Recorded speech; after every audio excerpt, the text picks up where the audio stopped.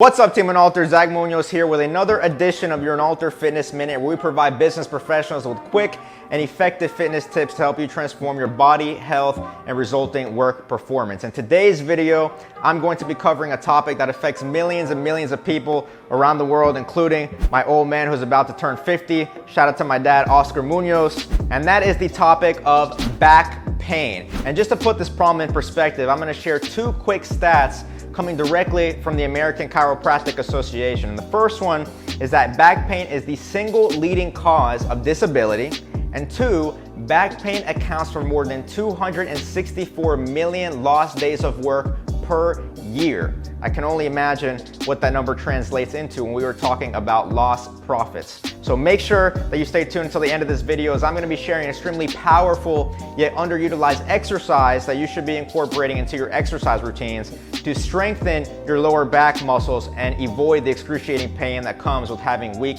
lumbar muscles. So make sure you stay tuned until the end of this video.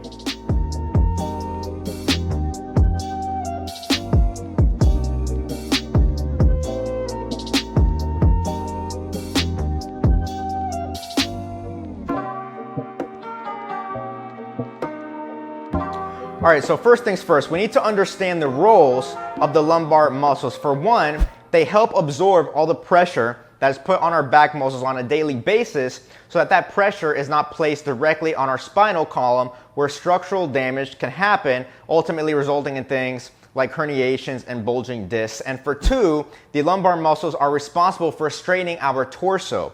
So when we have stronger lumbar muscles, it becomes easier to perform daily functions, whether you're bending down to pick something up or tie your shoes. Now, although deadlifts are a great exercise for strengthening our back muscles, they also provide a lot of compression on our discs. As a matter of fact, there was a study that was published by Sports, Leisure, and Ergonomics where they took two groups of individuals. Both groups did 8 sets of deadlifts for 20 repetitions each, but the first group was wearing a weightlifting belt and the second group was not wearing a belt at all. What they found after the exercises were complete was that the group that was not wearing a belt had compression on their discs up to 1/8 of an inch, and the group that was wearing a belt had compression up to 1/16 of an inch on their back discs. So although the group that was wearing a belt had less compression, it is still a significant amount when you are talking about the compression that is being placed on your spinal column, which can ultimately wreak havoc when done consistently over time, causing back pain. So the number one most powerful